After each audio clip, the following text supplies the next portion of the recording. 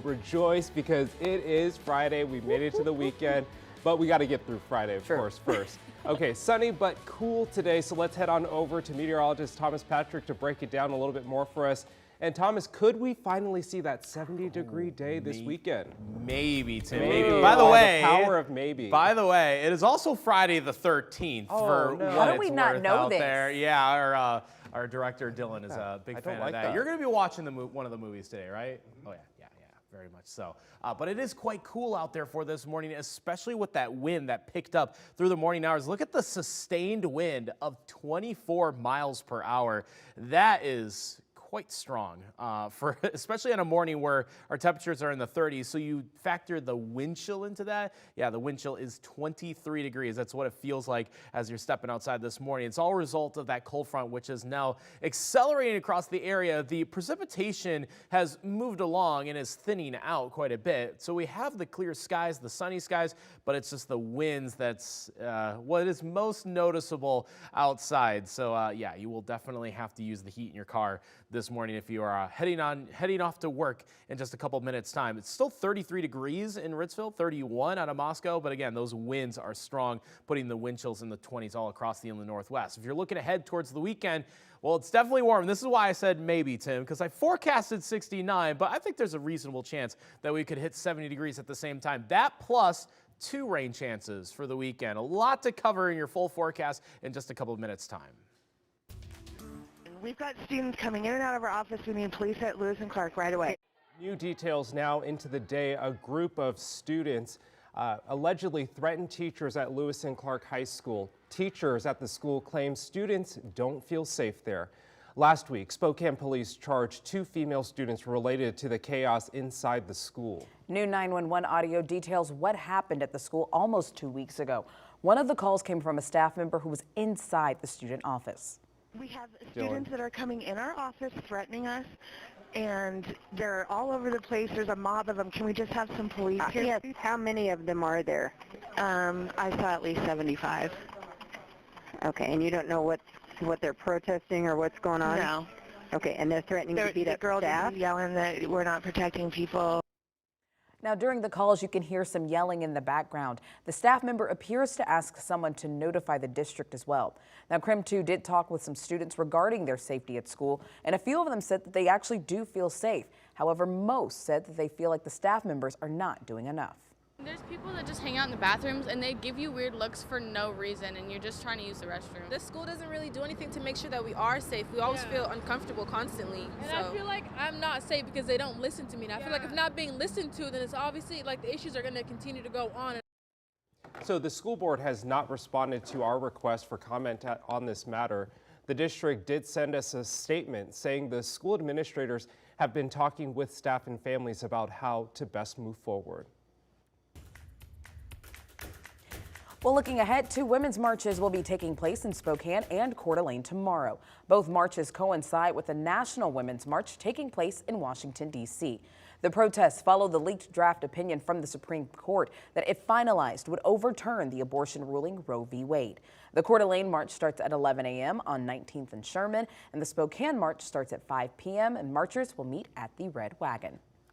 In the meantime, a group of Gary Middle School students held a walkout yesterday to protest the potential reversal of Roe v. Wade. So the protest took place during part of the middle school's lunch hour, waving signs and getting honks from drivers.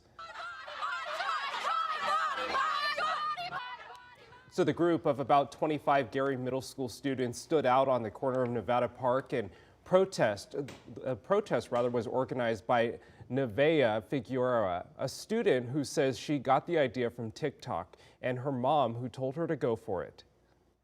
I hope to accomplish that people will see that we won't stand down and that kids our age can clearly say what's on our minds. The protest lasted about a half an hour. Figueroa says if given the opportunity, she would do this again. 7:05 now, time for your morning rush. More news in less time. The National Education Association ranks Idaho last in student funding. Now, according to the report, the national average spent per student was over $14,000 for the 2020-2021 school year. In that year, Idaho only spent about $8,400 per student. This is the second year Idaho ranked last in that category. Well, fewer children are getting their routine immunizations. A new report from Washington State shows that immunization rates fell by 13% last year compared to pre-pandemic levels. The drop was most noticeable among children younger than 3. Drivers under the influence of marijuana can get cited for DUI. The Washington State Supreme Court upheld the state's law, making it illegal to drive while high on cannabis. According to the Seattle Times, all 9 justices rejected a Western Washington man's challenge, claiming that it was unconstitutional. He claimed the statute put in place by voters was based on arbitrary and vague standards for measuring THC levels. The court disagreed. Well, the Spokane Farmers Market is back. The market will happen tomorrow from 8 a.m. until 1 p.m. on 5th Avenue in downtown Spokane. And just like in years past, an additional market on Wednesdays will be added starting June 8th. So shoppers will be able to buy a variety of seasonal products like fresh cut flowers, vegetables, and fruit. And that's a look at your morning rush. Skyfest is back at Fairchild Air Force Base this weekend. Nicole Hernandez is there now. She's showing us some of the cool experiences. Nicole, this is a big weekend. What's going on and what are you seeing right now? Tim, we made it in. We're here. I've got a giant plane next to me, and that's really cool. I didn't even ask what kind of plane this is. I probably should have before this, but that's okay because I think it looks cool. We're in a field that has like 10 different planes, and this one is honestly small compared to some of the other ones, so that's really cool. When you come to Skyfest, if you decided to come out here, you'll be able to, of course, explore some of these planes as well as some other activities, but really exciting, the Thunderbirds will be out and flying overhead.